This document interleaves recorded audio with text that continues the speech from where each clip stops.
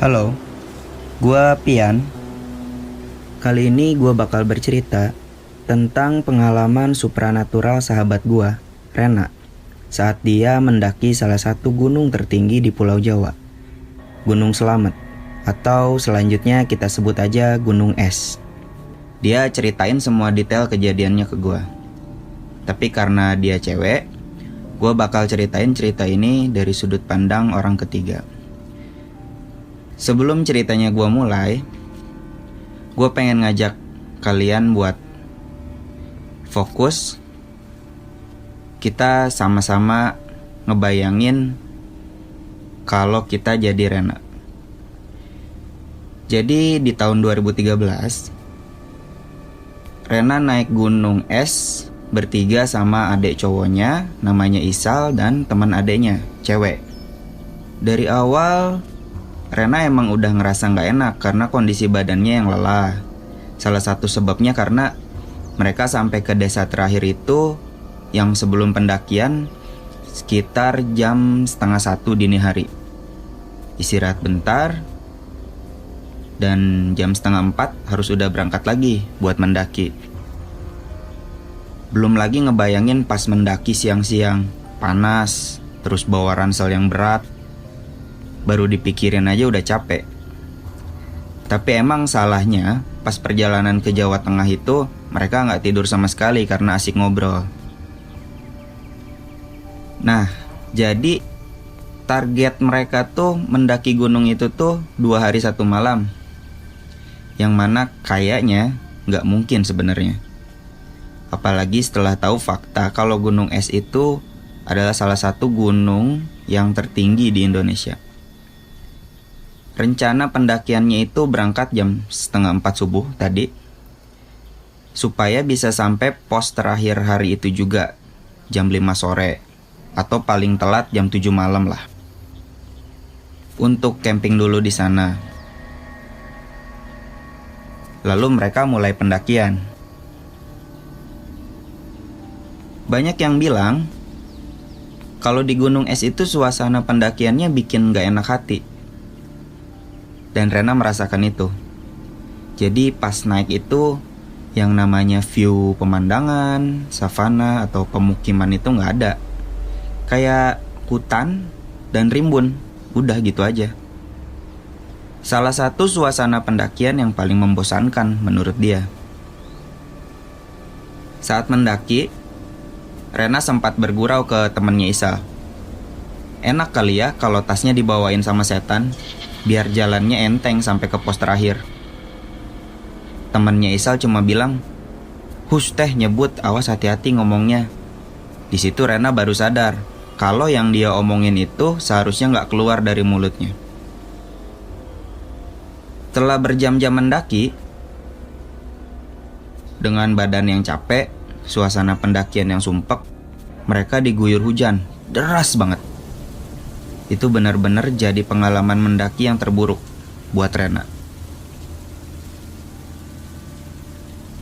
Sampailah mereka di pos, entah pos berapa dan namanya pos apa. Rena nggak ingat waktu ceritain ini ke gua. Awalnya mereka mau neduh di situ, tapi ternyata pos itu penuh banget. Walaupun ada gubuknya, tapi orang-orang yang neduh itu penuh banget di pos itu, sampai teras. Jadi mereka memutuskan buat nerusin pendakian pakai jas hujan. Gak lama setelah lanjut, Rena mulai ngerasain efek lelah kontan ke badannya. Sampailah di pos selanjutnya. Tapi penuh juga, mungkin karena hujan kali ya.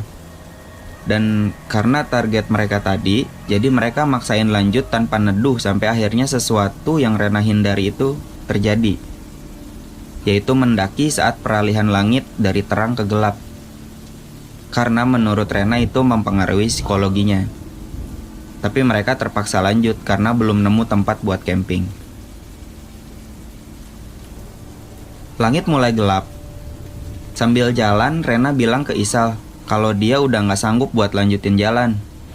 Isal agak keki waktu itu. Dia bilang, "Udah paksain aja, kita lanjut. Jangan sampai kita camping di sini, karena ini kan emang bukan tempat camping." Mengingat emang ngeri juga kalau ada binatang buas atau semacamnya. Jadi Rena terpaksa lanjut dengan kondisi yang makin memburuk. Mereka mulai nyalain headlamp karena udah mulai gelap, supaya bisa tetap lihat jalan setapak. Dan karena gelap juga, Rena ngerasain semua indera-indera dalam tubuhnya mulai menajam. Pas lagi jalan gelap-gelapan, tiba-tiba ada seorang pendaki juga, cowok, di belakang mereka dan ikut ke rombongan mereka. Mungkin pendaki ini bernasib sama karena semua pos penuh kan. Jadi gak bisa neduh, atau dia tertinggal kelompoknya, atau apapun itu. Dia pakai setelan pendaki lengkap dengan ransel berat dan dia pakai jas hujan karena hujan waktu itu. Pendaki itu ramah. Sambil senyum, dia mulai pembicaraan ke Rena. "Mbak, capek ya? Semangat ya." Waktu itu karena jalan Rena udah lelet, Rena bilang ke si pendaki itu buat duluan aja. Tapi pendaki itu gak mau. Dia tetap jalan di belakang Rena. Dan karena jalan Rena udah lelet juga, Rena tertinggal dari Isal dan temennya, mungkin sekitar 100 meteran.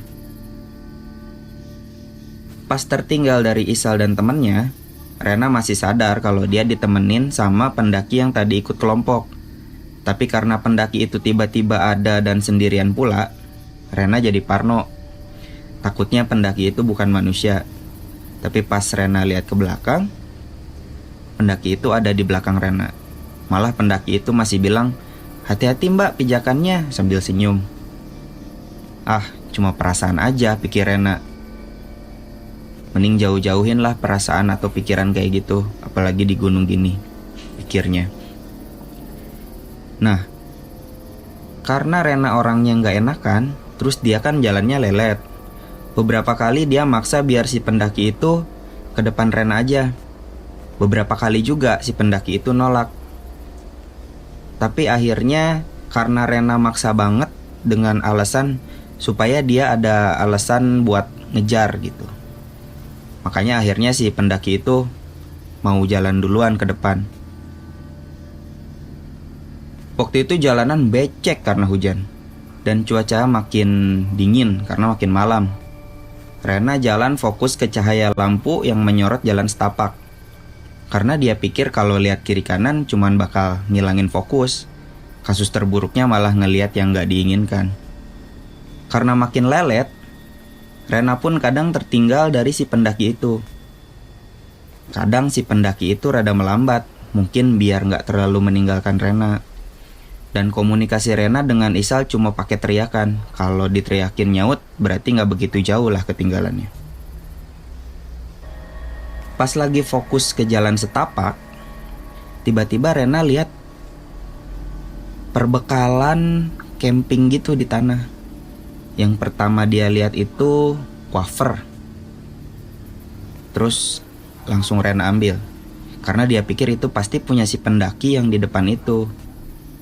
Mungkin sleting ranselnya kebuka jadi isinya pada berjatuhan. Si pendaki itu masih kelihatan ada di depan Rena, tapi nggak kelihatan apa ranselnya kebuka atau enggak. Ya udah Rena lanjut jalan lagi. Nggak jauh Rena nemu lagi sambal saset gitu. Kalau pendaki kan biasanya suka bawa sambal saset gitu. Dipungutlah lagi sama Rena. Nggak lama ada coklat jatuh. Dan yang terakhir permen. Dipungut semua sama Rena. Dan sekarang tangannya penuh megang makanan yang jatuh tadi. Akhirnya Rena manggil si pendaki itu. Mas. Pendaki itu berhenti terus nyaut. Ya. Rena bilang, "Ini makanannya pada berjatuhan." Si pendaki itu jawab, "Oh iya, nanti deh, tanggung dimasukinnya di tempat yang agak luas aja, jangan di jalan setapak." Rena bilang, "Oh, oke kalau gitu." Jadi Rena jalan sambil bawa makanan itu di tangannya. Rena dan si pendaki itu lanjut jalan. Karena berdua, Rena mulai agak tenang dan gak begitu takut. Padahal tadinya sempat parno. Tapi karena ternyata si pendaki itu makanannya jatuh, jadi kecurigaan itu hilang. Pas udah sampai ke tempat yang agak kondusif, maksudnya bukan jalan setapak, Rena mulai manggil-manggil lagi si pendaki itu buat ngasihin makanannya. Tapi Rena nggak tahu pendaki itu ada di mana karena gelap dan kayaknya Rena agak tertinggal. Pas tahu dia sekarang sendirian, Rena mulai parno lagi. Cara dia sendirian di tengah hutan gelap-gelap, malam. Tapi Rena tetap jalan. Agak dicepetin supaya bisa ketemu sama si pendaki itu. Dia jalan, terus ada yang ngomong di belakang. "Ayo mbak, semangat." Rena kaget sekaget-kagetnya. Mau teriak, tapi gak bisa gitu. Dan pas nengok ke belakang, ternyata si pendaki itu. Oh, mungkin tadi dia melipir dulu, pipis dulu, atau ngapain dulu, pikir Rena dalam hati. Langsung aja Rena nawarin buat masukin lagi makanan si pendaki itu ke ranselnya lagi. Tapi pendaki itu bilang, "Nanti aja deh di depan, sekarang repot, mbaknya juga kayak yang capek, jadi nanti di depan aja." "Oke," Rena bilang. Dalam hati ngeluh karena dia harus terus megangin makanan itu dan jadi gak bebas bantuin langkah buat jalan. Biasanya kan kalau di hutan jalan ke gunung gitu kan banyak ranting atau pohon-pohon yang ngalangin jalan, jadi kita butuh bantuan tangan gitu kan. Terus mereka, Rena dan si pendaki itu lanjut jalan, tapi gak banyak ngobrol karena emang Rena bukan tipe orang yang suka ngobrol kalau lagi mendaki gitu.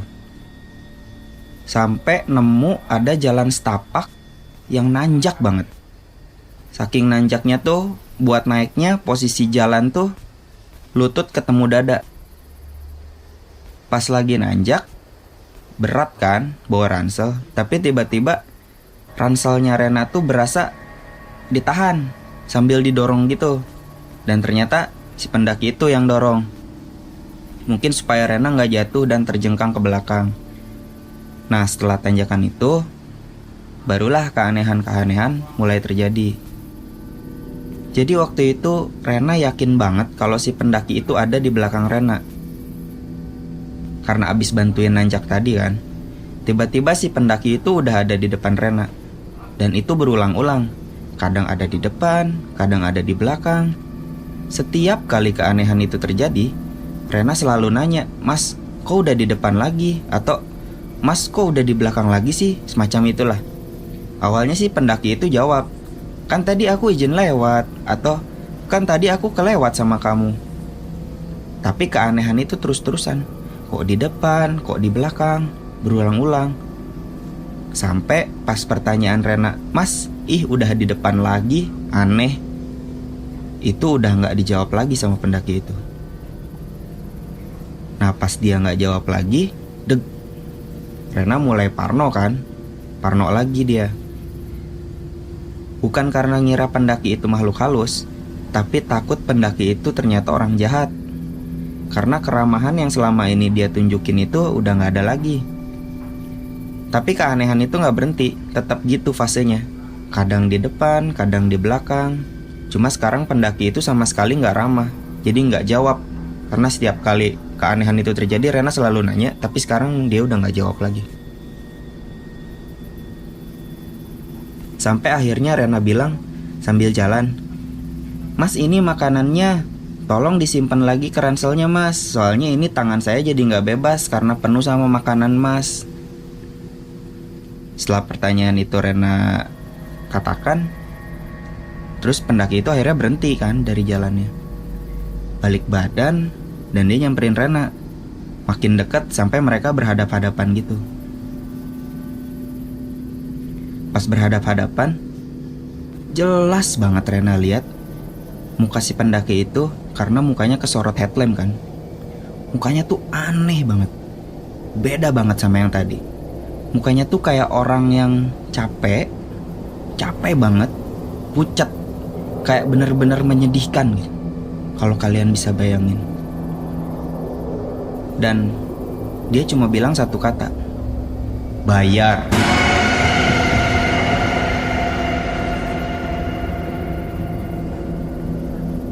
Rena cuman bisa diem di situ, kaget. Di situ akhirnya Rena nggak curiga lagi si pendaki itu orang jahat, karena bahkan pendaki itu ternyata bukan manusia. Rena mundur, dia baca-baca sambil merem, baca-baca sebisa dia buat minta perlindungan sama Tuhan. Pas Rena buka mata, makhluk itu udah gak ada. Dari situ Rena lanjut jalan sambil teriak-teriak manggil si Isal, tapi gak ada yang nyaut. Di situ posisinya udah gelap banget. Rena sendirian di tengah hutan. Dia beranggapan, gimana kalau si makhluk pendaki itu emang cuma mau bikin dia nyasar. Di situ Rena melipir, kakinya lemas. Dia duduk, mikir harus ngapain lagi sambil manggil-manggil si Isal, lemes. Tapi emang gak ada yang nyaut. Dia cuma sendirian di situ. Cuma ada suara angin yang niup pepohonan, sama suara binatang-binatang malam. Sampai akhirnya Rena gak kuat nahan tangis. Waktu itu yang Rena lihat cuma jalan setapak. Dia cuma berharap itu jalan yang sama yang kelompok lewatin, bukan jalan yang disasarin si makhluk pendaki itu. Karena mayoritas pengalaman pendaki gunung itu disasarin kan. Akhirnya Rena memberanikan diri buat lanjut jalan, karena dia tahu kalau dia diem di tempat itu dia malah makin tertinggal dari kelompoknya. Tapi keanehan itu belum berhenti di situ. Sambil Rena jalan, Rena dengar ucapan yang dibilang si pendaki tadi sebelum hilang. Bayar, bayar, bayar. Itu tuh ada di mana-mana. Kayak seluruh hutan ngomong bayar. Dan Rena dengar kayak ada derap langkah kaki di belakang dia, yang bikin Rena berasumsi kalau si makhluk pendaki itu masih ada di belakang dia. Untuk nenangin diri, Rena berpositif thinking. Kalau emang itu makhluk mau nyelakain, mungkin udah dari awal. Gak akan pakai wujud manusia dan ramah dan ngebantuin dia nanjak segala. Tapi pas hati Rena udah mulai tenang, si pendaki itu malah nampakin lagi wujudnya. Si pendaki itu jalan di depan Rena, jalan tanpa melihat ke belakang. Tapi di situ Rena malah makin deg-degan, karena udah tahu kan si pendaki itu tuh bukan orang. Dalam hati pengen banget dia nanya, ini jalan yang bener apa bukan? Tapi dia gak mau karena takut makhluk itu malah tambah nyeremin dia. Jadi Rena cuma jalan di belakang sosok pendaki itu, tapi derap langkah kakinya ada di belakang Rena. Coba deh kalau kalian ada di posisi itu. Waktu itu Rena jalan sambil manggil-manggil lagi nama Isal, karena dia lihat ada cahaya lampu gitu di depan. Akhirnya ada yang nyaut, ya Nong, itu Isal. Karena cuman Isal yang manggil Rena Nong. Setelah dengar suara Isal, Rena lari selari-larinya ngelewatin si sosok pendaki itu. Dia gak nengok kanan, gak nengok kiri, pokoknya lari lurus ke arah cahaya itu. Ransel yang tadinya berat itu berasa kayak ringan banget, kayak perasaan lega akhirnya ketemu sama kelompoknya. Walaupun belum kelihatan sih wujud si Isal sama temannya, tapi ada yang nyautin aja itu udah cukup buat Rena. Dia lari sekenceng-kencengnya sampai akhirnya berhenti pas udah bener-bener ada di dekat kelompoknya. Di situ Rena nggak cerita apa-apa tentang kejadian tadi ke kelompoknya karena nggak mau memperkeruh suasana. Dia cuman bilang, sorry ya, gue jalannya lelet, lambat, jadi ketinggalan. Dari situ Rena langsung inget buat ngecek makanan si makhluk pendaki yang dimasukin ke dalam ranselnya waktu dia duduk lemes tadi. Dan ternyata makanan itu cuma sampah plastik bungkusan dari makanan yang tadi Rena pungut. Semuanya sampah. Wafer itu cuma sampah plastik wafernya, sambal saset itu cuma sampah plastiknya, begitupun coklat dan permen itu cuma sampah. cerita anehnya berakhir di situ. Jadi singkat cerita, mereka sampai di puncak dan mereka kembali pulang ke kota dengan baik-baik saja. Tapi setelah pulang dari gunung es itu, Rena penasaran dengan kata bayar yang disebut sama si pendaki itu. Setelah cari-cari cerita pengalaman pendaki lain, ternyata gunung itu konon katanya ada yang namanya pasar setan di situ. Di sana mereka menjajakan barang, makanan, apapun itu. Jadi kalau lagi mendaki ke sana dan ternyata nemu barang, katanya kalian harus ninggalin uang, minimal uang receh lah, supaya nggak digangguin.